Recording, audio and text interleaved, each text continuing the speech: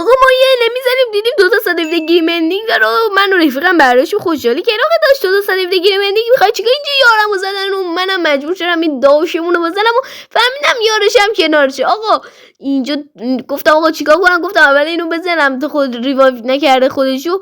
آقا اینجا داشکنیمو کشیدم یه دونه زدم سیکتیرش کردم من که بره.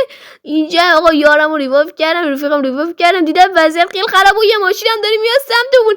ما هم نمیدونستیم چیکار کنیم و سیکتیر کردیم سمت این خونه و حالا نمیدونستیم چیکار کنیم. الان زورم داشت جمع شد. آقا پس تصمیم گرفتیم بریم و اینجا یارمو زدن و منم این سگ ترسیدم فرار کردم سمت این خونه چون یه اسکواد کامل منو یه نفر.